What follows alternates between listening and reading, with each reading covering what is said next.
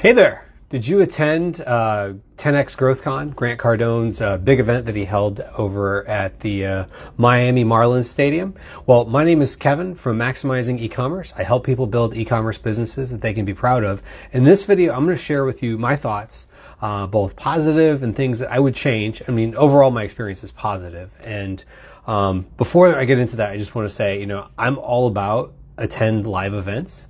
I'm curious if you attended 10X GrowthCon, leave me your thoughts down below. In fact, you can leave them, you can pause it and tell me your thoughts before I taint you with mine. And then also, just curious, what events are you planning on attending this year? So now let me go ahead and get into my thoughts here on 10X GrowthCon. I mean, overall, I just want to say kudos to Grant Cardone and his team. It's no small feat to get 30,000 people in one room, essentially. I mean, the Marlins Stadium, it's a dome stadium with a retractable roof.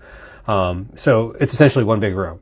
And to get 30,000 people to come from literally all over the world is a huge undertaking. And, having worked in the event business for a long time, I know how hard it is to put together an event with 100 people, let alone one with 30,000 people. So the fact that they were able to pull that off is a huge success for them. So, great job, Cardone team, for doing that. They had some just absolutely world-class speakers. And I had some golden nuggets that I jotted down here that I'll share with you. And some of these speakers just, little things they said that I took away. And I think that's one of the big things when you go to an event. If you can just take away one or two little things, it doesn't have to be anything earth shattering from an event, because I think a lot of the value is just being around other people that are like-minded. And there's a lot of like-minded people trying to build businesses or, grow themselves and things of that nature at this event. But going back to the speakers, so John Maxwell, for example, great leadership speaker. One of the things he brought up was he kind of put his hand up like this, and he's like, can't really see it on the camera, but basically was saying that whatever it is you're looking for in life, if it's something of value, it's always uphill. So think of it as anything that's, you're just coasting along, or it's simple to, you're kind of like going downhill to get it. It's really not something of value. So anything that's of value that you haven't quite gotten to yet, just bear in mind, you're going uphill. It's going to be harder. And the things that are worthwhile in life are the things that you're going to have to work a little bit harder to go after. I thought that was a good piece of wisdom. Sarah Blakely, who you may know her as the billionaire founder of Spanx, she shared her story there.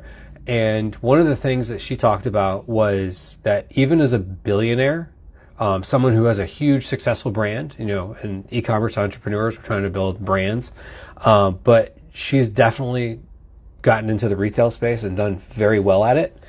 She's a self-made billionaire, but she said that she's still learning things every day, and she's constantly trying to figure things out. So I thought that was interesting that, someone of her caliber, someone that's gotten to her level of success, would say she's constantly trying to figure things out. She doesn't have everything figured out.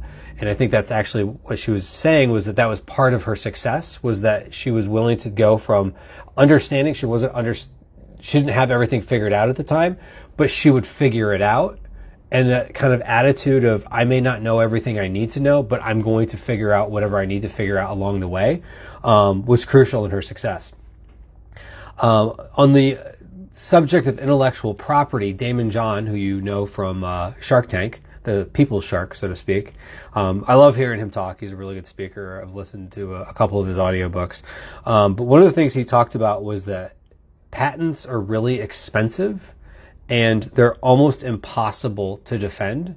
He gave the example, if he spends $30, $40, $100,000 on a patent and has trouble defending it, and a lot of times he'll lose in court trying to defend that patent, whereas he spends a few $100s, $1,000 or whatever he spends on getting a trademark. So if he trademarks his brand, like FUBU or whatever other brands he's working on, he said he's never lost a trademark. Now, he's not a lawyer, I'm not a lawyer, but his whole point there was that trademarks are really important, and sometimes people get too caught up in trying to protect a product and invention that hasn't even gotten there yet. But sometimes it's better just to get it out into market. And at least if you're going to protect something on the intellectual property side, you're probably better off protecting the brand and at least getting that up there. And then you can always work on protecting a patent or something like that later, because he said it's incredibly expensive to get a patent. I don't have a lot of experience with a patent, but I do have experience with trademarks.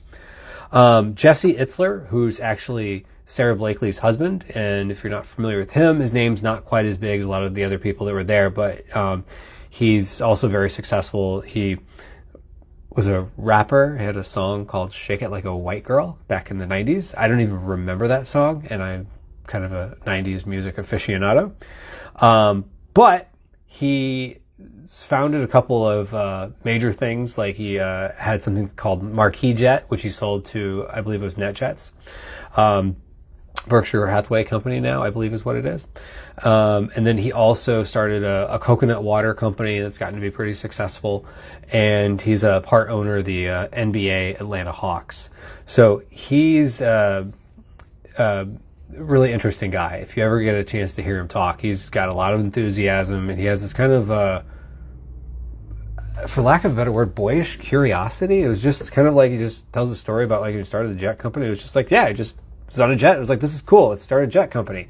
And it was just that kind of like, I don't know what's in front of me, kind of like his wife said, but just go figure it out. So he wasn't going to let his not understanding what's in front of him figure out. And one of the little takeaways that he's mentioned was to put yourself into pressure situations where you have deadlines, or you've got things at stake, whether it be money, time, whatever.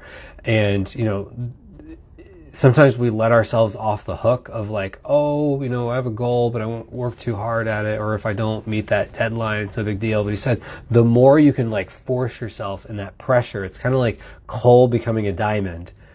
You have to put yourself under pressure, and you're going to actually perform better. And that was a nice little takeaway from him. And he's a very interesting guy. He had hired a Navy SEAL to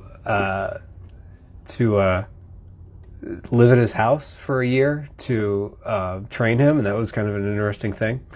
And then Steve Harvey, who you know from Family Feud, he's got Steve Harvey Show. He's got kind of an empire in broadcasting world, and he's definitely an interesting guy. I mean, he's gone from literally homeless to, incredibly successful. And one of the things he talked about, and it was like, you have to just jump. At some point in life, you just have to jump. You don't know what's going to happen when you jump, but if you're pursuing your talents and you're pursuing your dreams, just make that jump. And I really respected Steve Harvey. I loved hearing him. In fact, if you're not familiar with, if you look up on YouTube, you can find a few different versions of a video where he talks about his jump story. Like it's something he's talked about before, but something about hearing someone talk about it live just kind of takes it to a whole nother level. At least for me, hearing something live makes me really kind of click. So if you're the type of person that you like to hear things live and you see the value in that, I'd love to hear in the comments down below what your thoughts are there. And then Grant Cardone, of course, there was lots of good Grant Cardone takeaways. He was of course, the MC of the event, so to speak. He was there quite a bit on stage. His vice president of sales, Jared, actually might have been the MC, but Grant Cardone was up there quite a bit. And one of his takeaways that I've heard him talk about before, but again, sometimes hearing it live just really makes it click a little bit more, was how you should have goals so big that your problems pale in comparison. Because oftentimes if we have goals that are, I guess, on par with our problems, now all of a sudden it's like, oh, we start worrying too much about the problems as opposed to like, my goal's up here, so I'm just there's a problem? Okay, let's just work on it. It's not that big of a deal. I'm not going to let it sidetrack me. I'll just do whatever I need to do to handle it. But I got a bigger goal to worry about than this problem. And I thought that was a really good piece of advice. The production itself was over the top. So if you can imagine, like Marlins Stadium, it's, Major League Baseball stadium. So they'd pretty much taken like all the grass, the turf out, and they had basically, there's 30,000-ish people in the stadium. Probably about 2,000, 3,000 of them maybe were sitting on the floor. And when I say the floor, like where the actual, like, let's say they were in the infield, between like, let's say where home plate to second base was, and probably about where second base was, or would have been, is where the stage was, and the stage was enormous. I mean, it's like this huge stage, and it's like you see the speakers, so you have to see them on the screens where the cameras have them. But it was really cool. A lot of pyrotechnics. And this stuff that's not easy to pull off. And kudos again to them, because they went from the first 10X Growth Con. I remember it was I think it was at the Westin Diplomat in Hollywood, Florida, which is a decent sized hotel. I think it was 2,000 people. Then they leveled up from a hotel ballroom to going to an arena, which is I think one of the Vegas hotels. I wasn't at either of the previous two ones. And then now they're at the Miami Marlins Stadium. So I was like, oh, I gotta go there. So it was pretty awesome. So as far as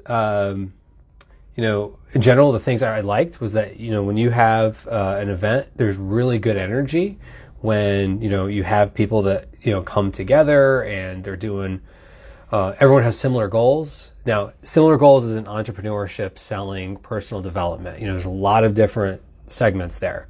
Some of the cons of the things I would have changed if I could change things, if I was creating my own event, would be, I like sometimes also, big events are great, a lot of high energy, but sometimes too, there's an energy of, a smaller group of people that it's easier to network with, and you actually recognize the person you saw from the day before instead of just, a crowd of 30,000 people where you don't necessarily see everybody. And I like too, having the ability to have a, smaller group of people where you can, network better. It's hard to network when there's people on the floor and on 3 different levels of, a stadium. It's quite a bit.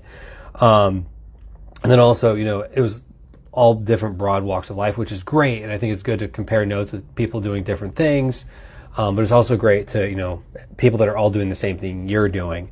It was a bit of a pitch fest. I'm not against people selling stuff. In fact, I actually bought his, Grant's, Cardone University, training is it's a pretty good deal, and I was like, why not? Let's do it. I'm all about investing in my own personal development.